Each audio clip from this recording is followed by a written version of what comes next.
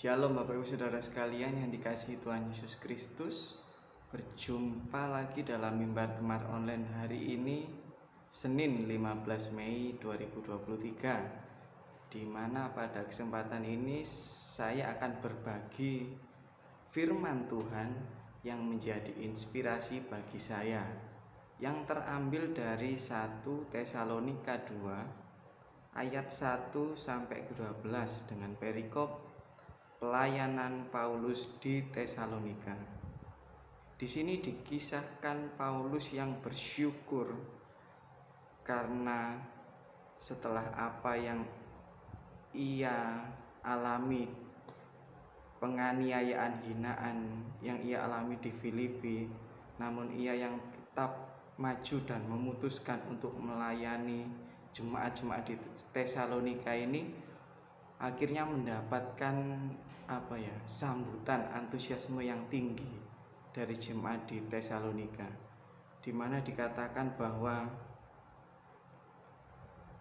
tetapi sungguh pun kami sebelumnya seperti kamu tahu telah dianiaya dan dihina di Filipi, namun dengan pertolongan Allah kita kami beroleh keberanian untuk memberitakan Injil Allah kepada kamu dalam perjuangan yang berat.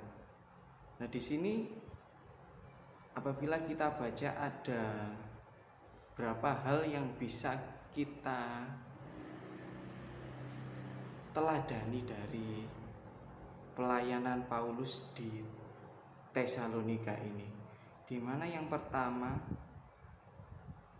pelayanan yang dilakukan Paulus ini didasari oleh kesadaran bahwa ia melakukan pelayanan ini bukan untuk keuntungan pribadinya, bukan untuk agenda pribadi, keinginan pribadinya, namun didasarkan dari kesadaran akan panggilan Tuhan yang telah memilih, memanggil, mengutus Paulus supaya ia pergi memberitakan firman ke jemaat-jemaat di Tesalonika. Karena itu apa yang keluar dari mulut Paulus, perkataan Paulus, semuanya itu murni dari apa yang dikehendaki Tuhan, bukan kehendak keinginan Paulus sendiri supaya ia mendapatkan pujian, sanjungan dari jemaat di Tesalonika dan sebagainya. Dan dalam pelayanannya pun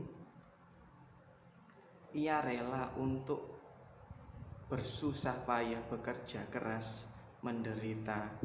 Ia harus bekerja untuk hidupnya sendiri dan juga untuk pelayanannya. Ia dalam melayani, dia tetap harus melakukan pekerjaan seperti istilahnya pekerjaan sekuler untuk membiayai kehidupannya.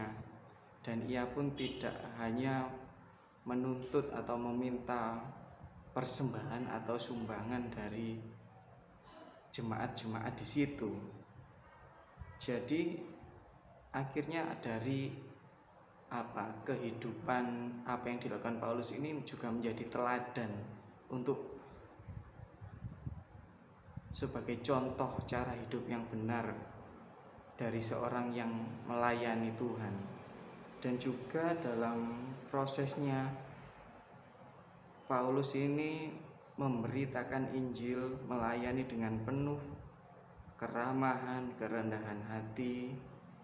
Dan ayat ke-7 dikatakan, tetapi kami berlaku ramah di antara kamu sama seperti seorang ibu mengasuh dan merawat anaknya. Berarti di sini bisa dilihat penuh dengan kasih sayang, perasaan rela berkorban, seperti seorang ibu yang rela memberikan kasihnya segalanya untuk anaknya.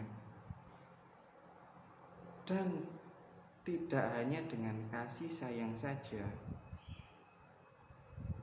namun dalam pengajarannya pun Paulus juga memiliki sisi ketegasan, kedisiplinan dalam pengajarannya. Jadi tidak hanya dengan kelemah lembutan, kasih yang mungkin bisa meluluhkan hati jemaat-jemaat, membuat jemaat-jemaat terenyuh, namun juga mengajarkan dari sisi kedisiplinan, ketaatan, dan juga fakta bahwa dalam mengikut Tuhan itu butuh perjuangan juga gitu. Jadi tidak hanya enak-enaknya saja disayang, dikasih, dirawat, namun juga kita harus berjuang untuk melangkah disiplin, tekun dalam mengikut Tuhan Yesus. Nah, dari sini kita bisa mengambil kesimpulan yang bisa kita terapkan dalam kehidupan kita, terutama kehidupan pelayanan kita, bahwa kita hendaknya menyadari bahwa dalam kehidupan kita, khususnya kehidupan pelayanan kita, hendaknya kita melakukan pelayanan itu dengan penuh kesadaran bahwa kita ini yang sebenarnya bukan siapa-siapa, bukan apa-apa, namun hanya karena kasih karunia, kepercayaan Tuhan yang sudah istilahnya menunjuk kita, mengaruniakan kepada kita talenta, kemampuan untuk melayani.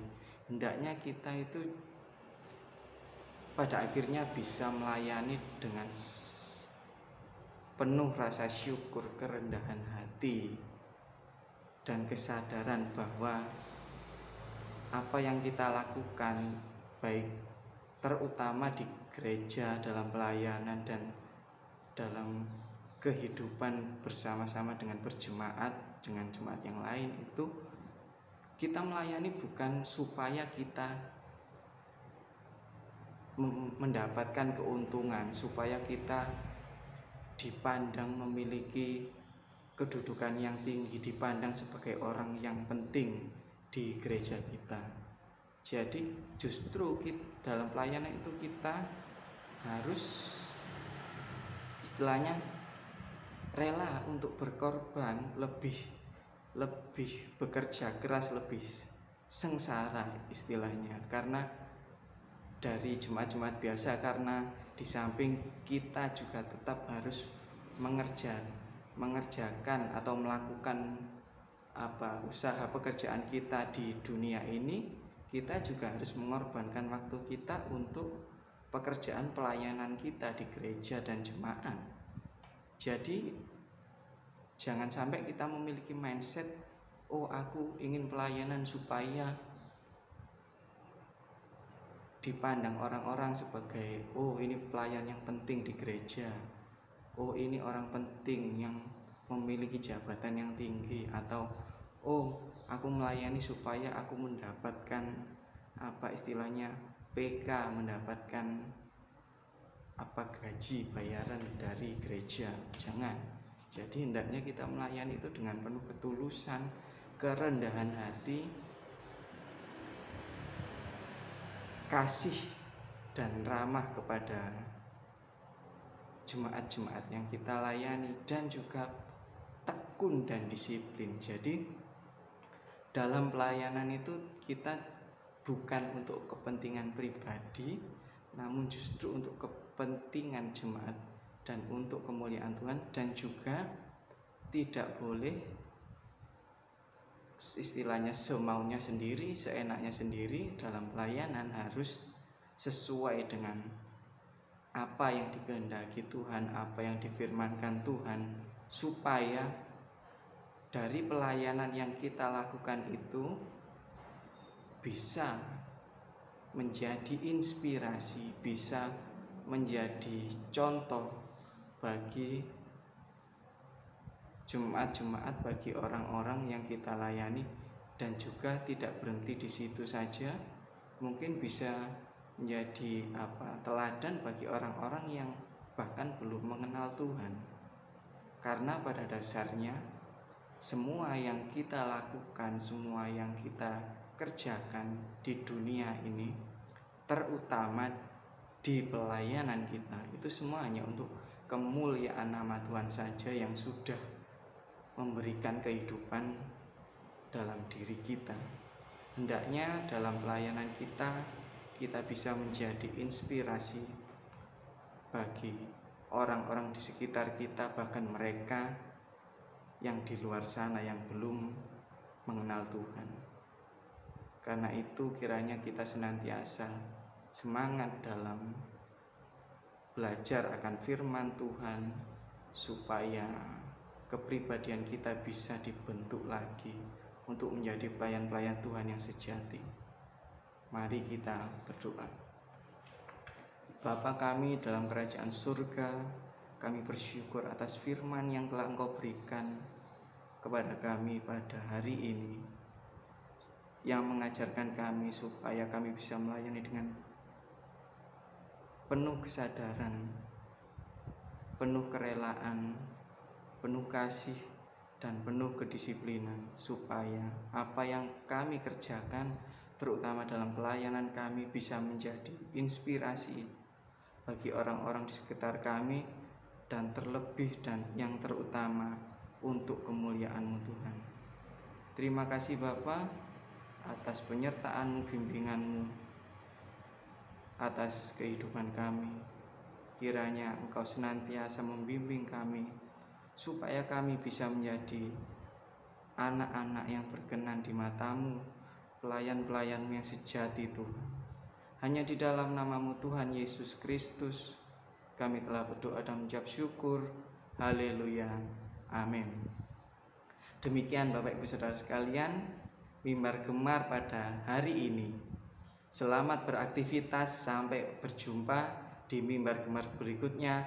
Tuhan Yesus memberkati.